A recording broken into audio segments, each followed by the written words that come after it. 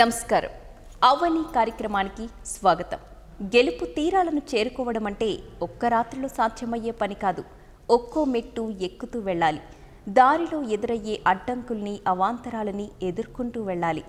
ఒకప్పుడు తెలంగాణ రాష్ట్ర సాధనే ఆమె స్వప్నం. ఇప్పుడు అది సాక్షాత్కారమైంది. తెలంగాణ రాష్ట్ర సాధన కోసం పోరాటంలో మమేకమై ఇప్పుడు ఏర్పడిన తొలి ప్రభుత్వంలో డిప్యూటీ స్పీకర్ పదవిని అలంకరించిన పద్మా దేవేందర్ రెడ్డి ఇవాల్టి మన విజేత. ఆమెతో మరిన్ని విషయాలు ముచ్చటిద్దాం.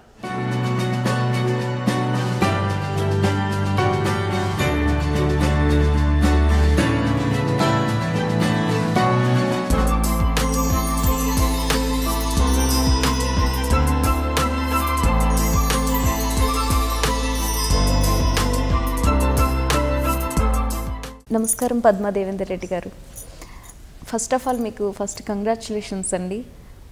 తెలంగాణ ఉద్యమ పోరాటంలో ముందుండి చాలా కీలకమైన పాత్ర పోషించి ఈరోజు డిప్యూటీ స్పీకర్గా మీ బాధ్యతను చాలా సక్రమంగా నిర్వర్తిస్తున్నారు.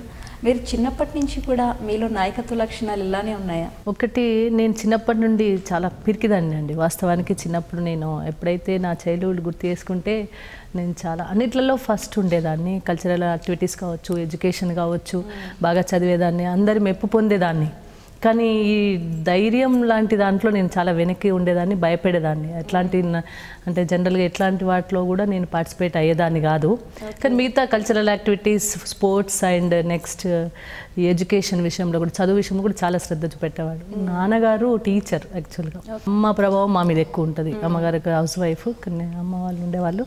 అయితే నేను రియల్గా నేను పెరిగినంత గ్రామీణ వాతావరణంలోనే. 7వ తరగతి వరకు కూడా నేను ఊర్లో నా స్టడీ అంతా కూడా. చిన్నప్పటి నుండి కూడా ఏదన్నా అనుకుంటే దాన్ని రీచ్ కావాలి, ఆ గోల్ రీచ్ కావాలనేది మాత్రం డెఫినెట్గా నేను అది ఫాలో అయ్యేదాన్ని. కానీ రియల్గా అంటే నాలో పిరికితనం అనేది మాత్రం డెఫినెట్గా ఉండేది. ఆ పిరికితనం అనేది బయటకు కనిపించకుండా చాలా సందర్భాల్లో కవర్ చేసిన సంఘటనలు కూడా ఉన్నాయి. మీరు మర్చిపోలేని సంఘటన ఏదైనా ఉందా? మొన్న ఉద్యమంలో జరిగిన సంఘటనలో కేసీఆర్ గారి అరెస్ట్ తదనంతరము మేము కూడా సిద్దిపేటలో కేసీఆర్ గారు అటెండ్ కావాల్సిన మీటింగ్, తాను కోసం ఏర్పాటు చేసిన ఏదైతే వేదిక ఉందో ఆ వేదిక మీద అమర నిరాహార దీక్ష దిగడం జరిగింది. ఆ సందర్భంలో చాలా పోలీస్ ఫోర్స్ యూజ్ చేశారు అప్పుడున్న ప్రభుత్వాలు. అప్పుడు మమ్మల్ని ఇబ్బంది పెట్టే రకంగా మమ్మల్ని అరెస్ట్ చేయడమే కాకుండా అక్కడున్న పరిస్థితులను బట్టి చూస్తే ఆ కార్యకర్తలందరి మీద కూడా పోలీస్ ఫోర్స్ జరుగుతుంది, ఇక్కడేదో అన్వాంటేబుల్ థింగ్ జరగబోతుంది అనే విధంగా ఇన్సిడెంట్ జరిగింది. ఆ టైంలో నేను చాలా భయపడ్డాను. రియల్గా నేను నా లైఫ్లో నేను ఉద్యమం సందర్భంలో భయపడ్డ సంఘటన ఏదైనా ఉంటే అది. కానీ దాన్ని బయటకు ఎక్స్ప్రెస్ చేయకుండా, నేను ఎక్స్ప్రెస్ చేస్తే కనుక నాతో పాటు ఉన్న కార్యకర్తలు కూడా భయాందోళనలు గురాలు కావాల్సిన పరిస్థితులు వస్తాయి. కాబట్టి దాన్ని బయటకు కనిపించకుండా కవర్ చేస్తూ అరెస్ట్ అయిన తర్వాత కాబట్టి ముందుండి నడిపించి వాళ్ళకు కూడా ధైర్యం చెప్పి నేను ముందు తీసుకెళ్లాల్సిన వచ్చింది. రియల్గా నేను అప్పుడు భయపడ్డ సంఘటన అది ఎప్పటికీ మర్చిపోలేను. అంటే ఏదో జరగబోతుందని నా సిక్స్త్ సెన్స్ చెప్పి చాలా కంట్రోల్ చేసినప్పటికీ కూడా పబ్లిక్ ఎవరు కంట్రోల్ అయ్యే పరిస్థితుల్లో చాలా మాస్ పీపుల్ ఉన్నారు. బాగా ఇబ్బంది అనిపించింది. 7th క్లాస్ వరకు గ్రామీణ వాతావరణంలోనే కొనసాగింది కదా మీ బాల్యం. తరువాత ఈరోజు ఇటు ప్రభుత్వానికి ప్రతిపక్షానికి కూడా మీరు నాయకత్వం వహిస్తూ వాళ్ళందరినీ కంట్రోల్ చేస్తూ డిప్యూటీ స్పీకర్గా చాలా కీలకమైన బాధ్యతను పోషిస్తున్నారు. అలాంటి బాధ్యతలు చిన్నప్పుడు నాయకత్వ పట్టిమ అంటే ఒక టీంకి లీడర్గా ఉండి అది ఎప్పుడు జరిగింది ఫస్ట్ టైం? నాయకత్వం అనొచ్చో అనరాదో నాకు తెలియదు, కానీ నేను ఒక టీమ్ మాత్రం మెయింటైన్ చేసేవాళ్ళం.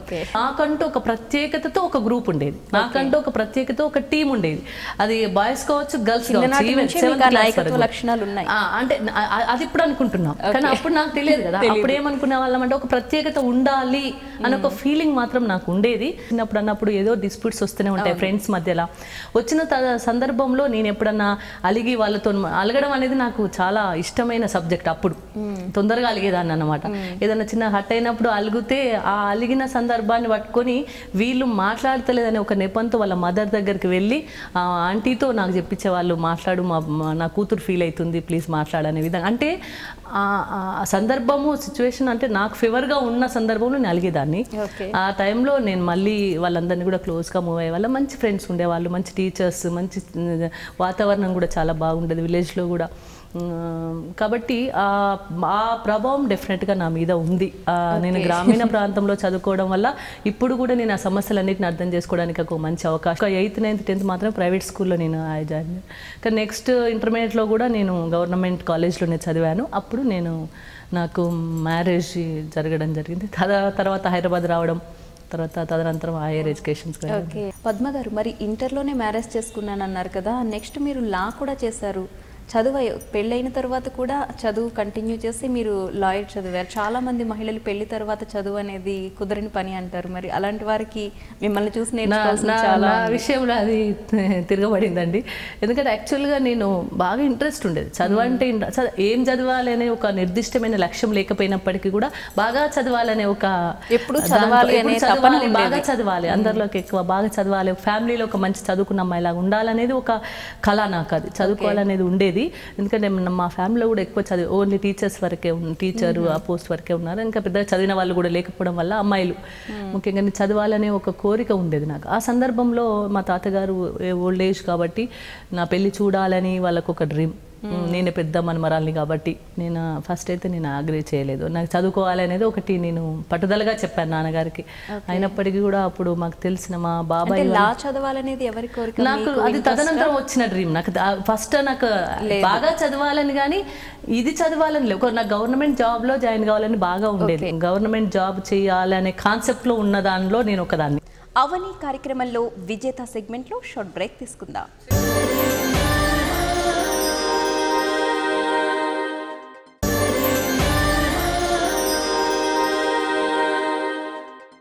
అవని కార్యక్రమానికి తిరిగి స్వాగతం.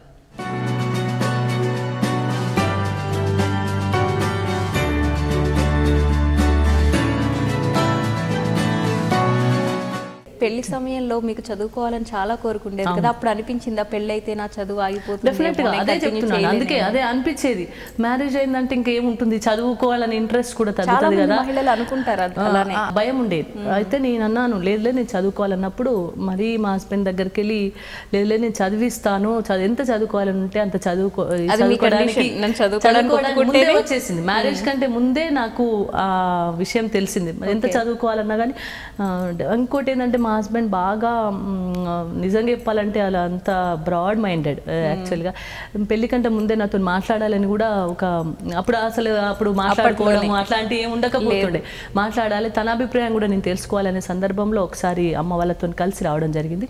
ఆ సమయంలో నన్ను అడిగారు, ఇట్లా నీకేమన్నా ప్రత్యేకతమైన ఇష్టాలు ఉంటాయి అంటే, నాకు చదువుకోవడమే ఇష్టం, ఇంకా అంతకంటే ఎక్కువే ఉండాలి అన్నప్పుడు డెఫినెట్గా నేను చదివిస్తాను, దానికి నీ ఇష్టం ఉన్నంత వరకు చదువుకోవచ్చు, నువ్వు ఎప్పుడు ఆపేయమంటే అప్పటి వరకు నేను చదువుకునే అవకాశం ఉంటుంది అని చెప్పేసి చెప్పడం జరిగింది. తదనంతరం మ్యారేజ్ అయిపోయిన తర్వాత కూడా అయితే ఒక గమ్మత్ ఏం జరిగిందంటే, దీని తర్వాత మ్యారేజ్ అయిన తర్వాత నేను ఎప్పుడైతే పెళ్ళి హైదరాబాద్కి వచ్చిన తర్వాత నాకు ఇక్కడ ఏం తెలియదు, కొత్త కదా నాకు అంత కొద్దిగా.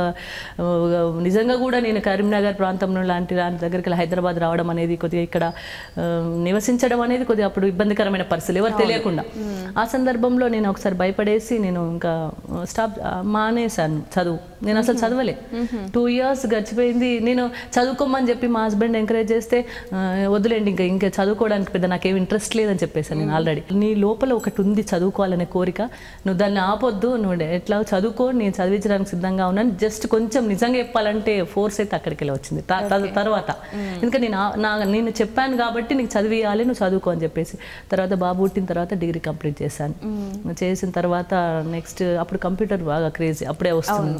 అప్పుడు PGDCA కూడా కంప్లీట్ చేసిన తర్వాత మా husband advocate, is an advocate కాబట్టి ఆ ప్రొఫెషన్లోకి వస్తే బాగుంటుంది. యాక్చువల్గా నాకు టీచర్ కావాలని ఉండే. గవర్నమెంట్ జాబ్ కంటే నువ్వు నా ప్రొఫెషన్లోకి రా, నువ్వు చేయగలుగుతావు కాబట్టి నువ్వు లా చదువు అని చెప్పేసి గైడ్ చేశాడు, ట్రైన్ చేశాడు. నెక్స్ట్ నేను 3 years నేను లా కంప్లీట్ చేసిన తర్వాత పెన్నెకంటి లా కాలేజ్లో నాకు లా కంప్లీట్ చేశాను. నేను హస్బెండ్ దగ్గరే జూనియర్గా జాయిన్ అయ్యాను. ఫస్ట్ టైం మీరు వండి పెట్టిన వంటకం ఏంటి మీ హస్బెండ్కి? బెండకాయ ఫ్రై చేశానండి నేను, నాకు బాగా గుర్తుంది. మొత్తానికి ప్రతి పురుషుడి వెనక ఒక మహిళ ఉంటుంది అంటారు, కానీ మీ వెనక మీ హస్బెండ్ ఉన్నారు. అవునండి, ఇది రియల్గా ఇది కూడా రివర్స్ అయింది. ఇక్కడ డిప్యూటీ స్పీకర్ అవ్వడం వరకు కూడా డెఫినెట్గా మా హస్బెండ్ హెల్ప్ ఉందండి. ప్రతి విషయంలో ఎంకరేజ్ చేయడము, చదివించడము, ఎంకరేజ్ చేయడము, ఏదైనా సజెషన్స్ ఇవ్వడం, ఇప్పటికీ కూడా పొలిటికల్లో కూడా నాకు చాలా హెల్ప్ చేస్తుంటారు. పిల్లల గురించి ఏంటి, ఒక బాబు ఉన్నారు అన్నారు కదా? నాకు వాడు ఇంకా వెరీ సిన్సియర్ అండి, నిజంగా చెప్పాలంటే ఇంకా మా ఇద్దరి పునిపుచ్చుకొని వచ్చినట్టున్నాడు. ఇంటర్మీడియట్ లైఫ్ నుంచి మ్యారేజ్ లైఫ్ వరకు ఏదైనా స్వీట్ మెమరీస్ ఉన్నాయా? మ్యారేజే ఒక స్వీట్ మెమరీ, తర్వాత బాబు పుట్టడం కూడా ఒక మంచి మెమరీ ఉండేది. అంటే జనరల్గా ఉంటాయండి స్వీట్ మెమరీస్, కానీ ఇంతకంటే మించి ఉండవు అనేది మా భావన. అయితే ఇప్పటి వరకు నేను విన్న మీ లైఫ్లో ఎక్కడ కూడా మీ ఫ్యామిలీ నుంచి కానీ మీ హస్బెండ్ ఫ్యామిలీ నుంచి కానీ పొలిటికల్ బ్యాక్గ్రౌండ్ లేదు, కానీ ఇప్పుడు మీరు డిప్యూటీ స్పీకర్గా ఉన్నారు. గతంలో తెలంగాణ రాష్ట్ర పోరాటంలో చాలా ముందుండి నడిపించారు ఉద్యమాన్ని. అసలు పొలిటికల్గా మీరు ఎటు టర్న్ తీసుకున్నారు, ఎప్పుడైంది అది? యాక్చువల్గా పొలిటికల్ బ్యాక్గ్రౌండ్ అంటే ఏం లేదండి. ఇవాళ రేపుల్లో నిజంగా చూస్తూ ఉంటే సొసైటీలో ఏ విధంగా ఉందంటే ఎవరైనా బ్యాక్గ్రౌండ్ ఎవరైనా వారసత్వంగా వస్తే తప్ప పొలిటికల్లో ఎంటర్ కాలేని పరిస్థితులు ఉన్నాయి. మరి నాకైతే అలాంటిది లేదు. కానీ కేసీఆర్ గారు ఎప్పుడైతే పార్టీ 2001లో స్టార్ట్ చేసినప్పుడు కరీంనగర్లో ఒక బహిరంగ సభ పెట్టడం జరిగింది. తదనంతరం నెక్స్ట్ ఏంటంటే ఈ ఎలక్షన్స్ రావడం జరిగింది, జిల్లా పరిషత్ ఎన్నికలు వచ్చినాయి. ఎన్నికలు వచ్చిన సందర్భంలో వారు ఏమన్నారంటే ఒక జిల్లా పరిషత్ చైర్మన్గా ఓసీగా మెదక్ జిల్లాకు ఓసీకి ఛాన్స్ వచ్చింది కాబట్టి పద్మ నిలబడితే బాగుంటుంది అని చెప్పేసి ప్రపోజ్ చేశారు. బయట లేదు, పార్టీ దగ్గరికి వెళ్ళి ప్రపోజల్ వచ్చింది మనం కాదు. అప్పుడు మా హస్బెండ్ యాక్సెప్ట్ చేసి నన్ను అడిగారు. నేను అప్పుడైతే ఏమోనండి, నాకు ఎక్కువ తెలియదు కదా, పాలిటిక్స్ అయితే నాకు ఎక్కువ తెలియదు, నేను పొలిటికల్గా ఏ విధంగా ఎంటర్ కావాలంటే నేనున్నాను కదా అని అన్నారు. ఇంకోటి తెలంగాణ అంటే జనరల్గా నేను ఎంటర్ అయ్యేటప్పటికి నాకు తెలంగాణకి ఇన్ని రకాల ఇబ్బందులు ఉన్నాయనేది రియల్గా నాకు తెలియదు. ఫస్ట్ నేను 2001 కంటే ముందు నాకు ఇన్ని జరుగుతున్నాయి, ఇన్ని అన్యాయాలు జరుగుతున్నాయి అనే విషయం అయితే నాకు తెలియదు. నేను ఎప్పుడైతే నేను entered in to the politics ఆ టైం తర్వాత నేను ఒక్కొక్కటిగా బుక్స్ తెప్పించుకున్నాను. రియల్గా నాకు ఫస్ట్ నేను జడ్పీటీస్గా ఎన్నికయ్యాను, దాదాపు 13,000 ఓట్లతో గెలిచాను. నేను అది అసలు ఎంటర్ అవడమే నేను పెద్ద మెజారిటీతో గెలిచాను. గెలిచిన తర్వాత చైర్మన్ అయితే రాలేకపోయింది, ఎందుకంటే పార్టీకి మెజారిటీ సీట్స్ రాకపోవడం వల్ల నేను చైర్మన్ కాలేకపోయాను. కానీ జడ్పీటీస్గా 3 years చేసినప్పుడు నాకు చాలా ఉపయోగపడ్డది నా పొలిటికల్ లైఫ్కు కెరియర్కు అది బేస్. ఎందుకంటే నేను ఆ 3 సంవత్సరాలు కూడా ప్రజల్లో ఉన్నాను. ఒకటి ప్రజల సమస్యలు అనేవి నేను తెలుసుకోగలిగినాను, అంటే ఈ చిన్న గ్రౌండ్ లెవెల్ నుండి. రెండోది ఏమైందంటే తెలంగాణకు జరుగుతున్న అన్యాయాలను నాకు ఫ్రెండ్స్ బాగా నాకు బుక్స్ ఇచ్చారు, ఏ విధంగా అంటే గతంలో ఏ విధంగా జరిగింది, ఇప్పుడు ఏ విధంగా జరుగుతుందని ఆ బుక్స్ బాగా చదివాను నేను. 3 years నాకు అదే పని. నెక్స్ట్ మరి కేసీఆర్ గారు మళ్ళీ ఎమ్మెల్యేగా 2004లో ఛాన్స్ ఇవ్వడం, నేను గెలవడం, మంచి 32,000 మెజార్టీతో గెలిచాను నేను అప్పుడు కూడా. 2014లో కూడా ఎమ్మెల్యేగా గెలవడం, తర్వాత తెలంగాణ అచీవ్మెంట్, ఉద్యమంలో కూడా చాలా సందర్భాల్లో ఇబ్బందులు ఉన్నా, ఒక రియల్గా మహిళగా నేను కొన్ని ఇబ్బందులు కూడా పడిన వాస్తవం. ఎందుకంటే ఈ ఉద్యమం జరుగుతున్న సందర్భంలో చాలా 14 years ఉద్యమం అంటే చిన్న విషయం కాదు. ఆ 14 సంవత్సరాలు కూడా ఉద్యమం జరుగుతున్న సందర్భంలో చాలా ప్రాబ్లమ్స్ ఫేస్ చేయాల్సి వచ్చింది. తెలంగాణ రాష్ట్రాన్ని రీచ్ అయ్యేంత వరకు రియల్గా నేను ఎంత సంతృప్తి పడ్డానంటే పదవులు వస్తుంటాయి పోతుంటాయి, అవి శాశ్వతం కూడా కాదు, వాటిని మనము చేసి తీరాలి. తెలంగాణ రాష్ట్ర పోరాటంలో నేను భాగస్వామ్యం అయినందుకు, నిజానికి భాగస్వామ్యం అనేది కూడా చాలా చిన్న పదవి, ఎందుకంటే త్యాగం చేసి పదవి కూడా ఒకసారి ఎమ్మెల్యేగా కూడా నేను రాజీనామా చేశాను. ఆ తృప్తి అనేది నాకు మిగిలిపోయింది. ఓకే ఫైన్, నేను ఇప్పుడు ఏదో డిప్యూటీ స్పీకర్ అయినానో లేకుంటే ఇంకేదో అయినా కంటే ఎక్కువ తృప్తి దాంట్లో నేను కూడా ఒక పాత్ర పోషించాను కాబట్టి నేను సాటిస్ఫై, నాకు బాగా తృప్తిగా ఉంది. నిజంగా కూడా ఎవరైనా గుర్తు చేస్తే కూడా నేను కొద్దిగా హ్యాపీగా ఫీల్ అవుతాను ఈ విషయంలో. రెండోసారి 40,000 మెజారిటీతో మీరు ఎమ్మెల్యే అయ్యారు కదా, అయితే డిప్యూటీ స్పీకర్ అవుతానని మీరు ఎక్స్పెక్ట్ చేశారా? డిప్యూటీ స్పీకర్గా మాత్రం గౌరవ ముఖ్యమంత్రి గారు నన్ను ప్రపోజ్ చేసినప్పుడు కొద్దిగా టెన్షన్గా ఫీల్ అయ్యాను నేను, ఎందుకంటే మిగతా ప్రతిపక్షాలు కూడా ప్రపోజ్ చేయడం జరిగింది. అంటే నేను రియల్గా నేను గొప్ప ఇది ఎందుకంటే కాన్స్టిట్యూషనల్ పోస్ట్ అండి, ఇది అనుకుంటే రాదు, అనుకున్నంత మాత్రాన కోరుకున్నంత మాత్రాన వచ్చేది కాదు, ఇది చాలా గౌరవప్రదమైన పోస్ట్ కాబట్టి నేను కొద్దిగా టెన్షన్గా ఫీల్ అయ్యాను, చేయగలుగుతానా లేదా అనేది ఒకటి ఉండేది. కానీ తర్వాత గౌరవ ముఖ్యమంత్రి గారు ధైర్యాన్ని చెప్పడం జరిగింది. అదేవిధంగా ప్రతిపక్షాలు కూడా వాళ్ళు నాకు సపోర్ట్ చేయడం జరిగింది. నేను ఎప్పుడైతే నేను ఆ చైర్లో కూర్చున్నానో నిజంగా కూడా చాలా హ్యాపీయెస్ట్ మూమెంట్ అది కూడా. నా గురించి సభలో వాళ్ళు ప్రస్తావించినప్పుడు కూడా నాకు నిజంగా కళ్ళు చెమర్చాయి వాస్తవానికి, ఎందుకంటే గౌరవ ముఖ్యమంత్రి గారు నన్ను బిడ్డతో నాకు చాలా సందర్భాలు నన్ను కూతురుగా భావిస్తూ సంబోధించడం అవన్నీ కూడా నేను మర్చిపోలేని సంఘటనలు.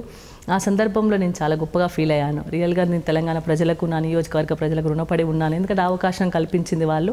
మొదటిసారి ఎమ్మెల్యే అయినప్పుడు శాసనసభ సమావేశాల్లో కూర్చుని అందరు ఎమ్మెల్యేలతో పాటు అధ్యక్ష అన్న మీరు ఈ రోజున మిమ్మల్ని చాలా పిలుస్తున్నారు, ఎలా ఫీల్ అవుతున్నారు? ఇది కూడా మెమొరబుల్ బాగా. ఎందుకంటే నేను 2004లో ఎమ్మెల్యే అయినప్పుడు చాలా గందరగోళంగా, అంటే ఒక ఉద్యమం, ఒక కాజ్తో వచ్చిన వాళ్ళం కాబట్టి చాలా అవమానాలు కూడా పడ్డాం. ఆ టైంలో మీరు తెలంగాణ తీసుకొస్తారా, మీరే తీసుకురాగలుగుతారా, ఈ 26 మెంబర్స్ తెస్తారా, తర్వాత 16 మెంబర్స్ మీరు తెలంగాణ తెస్తారా అని కొన్ని సందర్భాల్లో అవహేళన జరగడం. ఇంకోటి మార్షల్స్ ద్వారా ఏదైనా ఇష్యూస్ రేజ్ చేసినప్పుడు మార్షల్స్ ద్వారా మమ్మల్ని, శాసనసభ్యులుగా ఉన్న మమ్మల్ని తీసుకుపోయి ఆ మార్షల్స్ బయట పడేయడం కూడా జరిగింది. ఆ సందర్భంలో అనుకునే వాళ్ళం, అబ్బాయి ఏంది ఇంత కఠినంగా వ్యవహరిస్తున్నారని. తర్వాత ఇంకా నెక్స్ట్ సీన్ రివర్స్. ఇప్పుడు ఏంటంటే ఆ మార్షల్స్కే, ఏ మార్షల్స్ అయితే నన్ను నెట్టేసి బయట పడేసిండ్రో ఆ మార్షల్స్కే అవకాశం వచ్చింది, వాళ్ళకు కూడా నేను ఆదేశించే అవకాశం వచ్చింది. రియల్ గా ఇట్స్ వెరీ.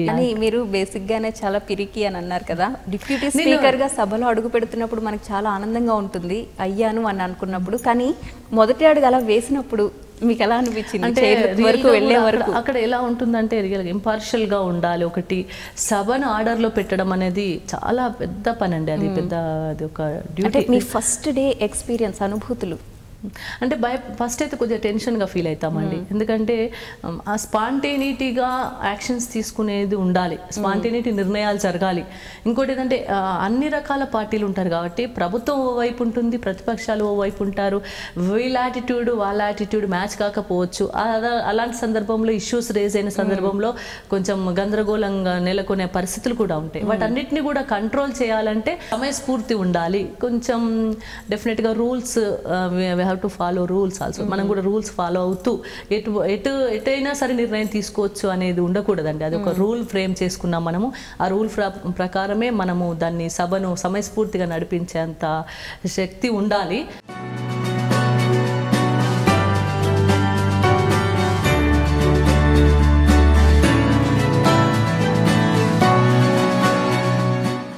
అవని కార్యక్రమంలో మన విజేతతో మరిన్ని విషయాలు మాట్లాడే ముందు చిన్న విరామం.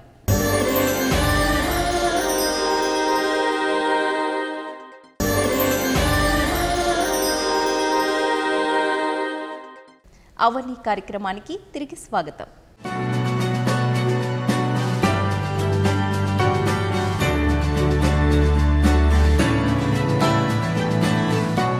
ఫస్ట్ డే మీ బాధ్యత నెరవేర్చిన తరువాత డిప్యూటీ స్పీకర్గా ఎలాంటి కాంప్లిమెంట్స్ వచ్చాయి? ఎవరెవరు మీకు ఫోన్స్ చేశారు, ముఖ్యంగా మీ హస్బెండ్ నుంచి?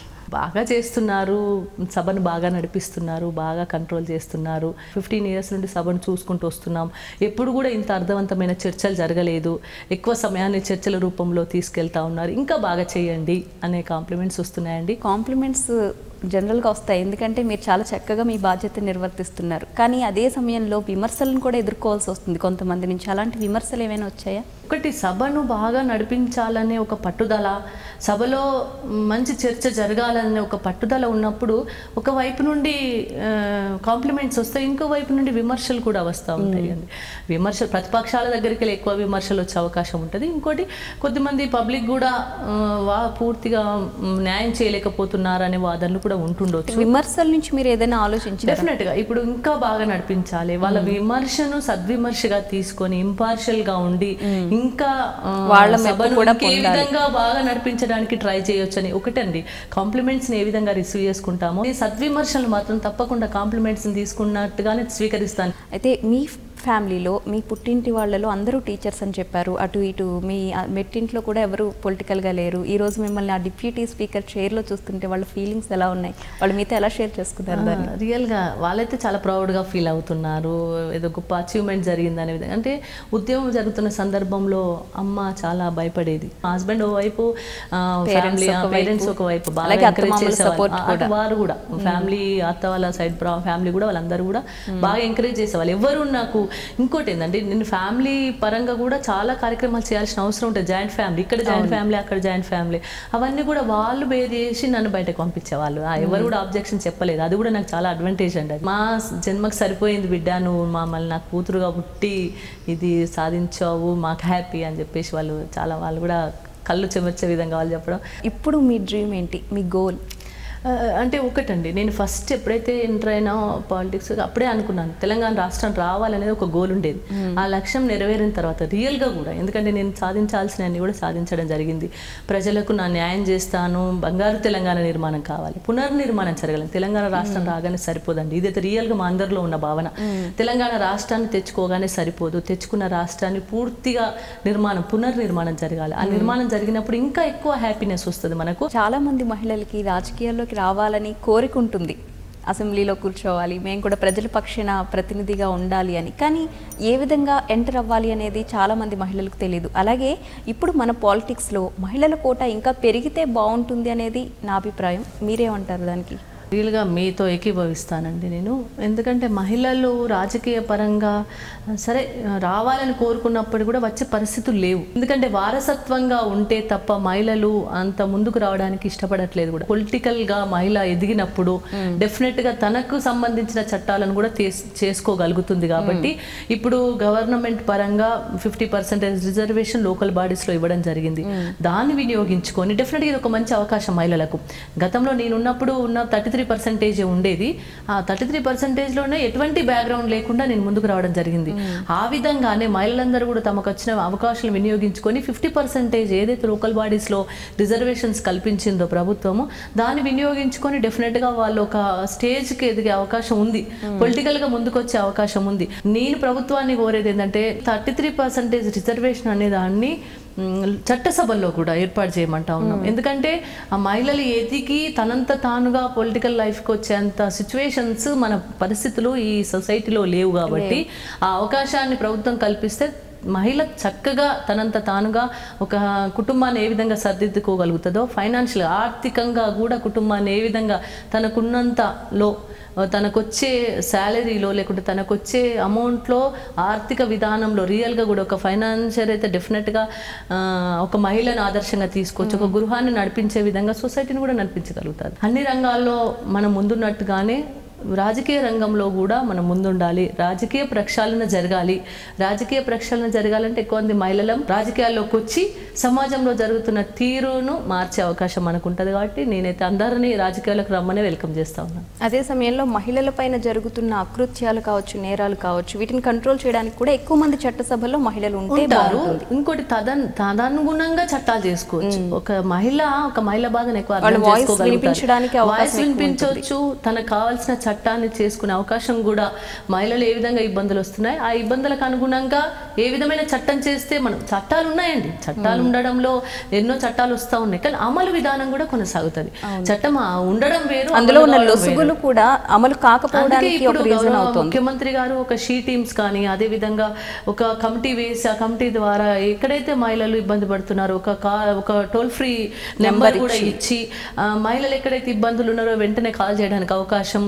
ప్రతి జిల్లాలో కూడా ఈ షీ టీమ్స్ని కానీ అదేవిధంగా ఒక కమిటీ కానీ వేసి స్త్రీ శక్తికి అంటే స్త్రీకి భద్రత కల్పించే విధంగా ప్రభుత్వం చర్యలు చేపడుతుందండి. నేను నిజంగా గౌరవ ముఖ్యమంత్రి గారికి ధన్యవాదాలు తెలియజేస్తా ఉన్నాను. మీ ఫ్రీ టైం సరి విధంగా గడుపుతారు? అసలు ఫ్రీ టైం అంటూ ఉంటుందా మీకు? అంటే గతంలోనైతే నేను చదువుకున్నప్పటి నుండి మొదలుకొని పెళ్ళయ్యేంత వరకు, పెళ్ళైన తర్వాత కూడా మా హస్బెండ్ చాలా బిజీ అండి. ఎందుకంటే ఆ ప్రొఫెషన్ రీత్యా అడ్వకేట్ కాబట్టి చాలా లేట్గా రావడం, చాలా బిజీగా ఉండేవారు. ఆ టైంలో నాకు చాలా ఫ్రెండ్స్ ఉంటారండి. నేను ఫ్రెండ్స్ని ఇప్పటి వరకు కూడా నాకు ఇప్పుడు కూడా చాలా మంది ఫ్రెండ్స్ ఉంటారు, కానీ ఇప్పుడు టైం ఇవ్వలేకపోతున్నాను. గతంలో నా చిన్నప్పటి నుండి కూడా నాకు ఫ్రెండ్స్ బాగా లైక్ చేసేవాళ్ళు. తర్వాత సినిమాలకు బాగా చూసేదానండి. గతంలో 2001 కంటే ముందే నేను సినిమాలు చూసాను తప్ప 2001 తర్వాత ఒక సినిమా చూడడానికి కూడా నాకు టైం లేదండి. అంతే. కాబట్టి నాకు గతంలో సినిమాలు చూసేదాన్ని, బుక్స్ చదివేదాన్ని బాగా. అభిమాన రచయిత ఎవరు? నాకు ఎద్దనప్పుడు సులోచన రాణి గారు, కొమనాపల్లి గణపతి గారు. ఫ్రీ టైం అలాగే మీ హాబీస్ అన్ని గతమే, ఇప్పుడు అంతా ప్రజలే. ఇప్పుడు హాబీస్ కూడా ఇప్పుడు పర్టికులర్గా నాకు ఉన్నాయి కూడా నేను మర్చిపోవాల్సిన పరిస్థితే వస్తుంది. ఎందుకంటే పర్టికులర్గా టైం ఇవ్వలేని పరిస్థితి. రైట్ అండి. మా విజేత సెగ్మెంట్లో మీరు మహిళలకు ఇచ్చే సందేశం ఏంటి? అమ్మాయిలు పుట్టగానే అమ్మాయా అనే ఒక ఫీలింగ్తో చాలామంది గ్రామీణ ప్రాంతాల్లో ఉండడం జరుగుతూ ఉంది. అమ్మాయిని సక్రమంగా పెంచి వారికి విద్యాబుద్ధులు చెప్పిస్తే తప్పకుండా రాబోయే కాలంలో ఒక మహిళ చక్కగా తన కుటుంబాన్నే కాదు సమాజాన్ని మార్చే విధంగా ఎదగగలుగుతుంది. కాబట్టి నేను ఒక్కటే కోరేది ఏంటంటే ఆర్థిక ఇబ్బందులు వచ్చినా సరే మహిళను చదివించడానికే ప్రయత్నం చేయండి. మన సమస్యలే కాదు సొసైటీలో ఉన్న సమస్యలను, రాష్ట్ర సమస్యలను కూడా భవిష్యత్తులో మనం ఎంచుకొని రాష్ట్రానికి కూడా మనం హెల్ప్ చేసే విధంగా ఒక మహిళ ఉండాలని నేను కోరుకుంటాను. రైట్ అండి. మిమ్మల్ని చూశాక, మీ బ్యాక్గ్రౌండ్ విన్నాక, మీలాగే ఎటువంటి పొలిటికల్ బ్యాక్గ్రౌండ్ లేకపోయినా మహిళలు రాజకీయాల్లోకి రావచ్చు అనే దానికి మీరు ఒక నిదర్శనంగా ఈరోజు మన ప్రేక్షకులకు కనిపిస్తున్నారు. ఎంతోమంది మహిళలు ఇంకా పాలిటిక్స్లోకి రావాలని కోరుకుంటున్నామండి. ధన్యవాదాలు.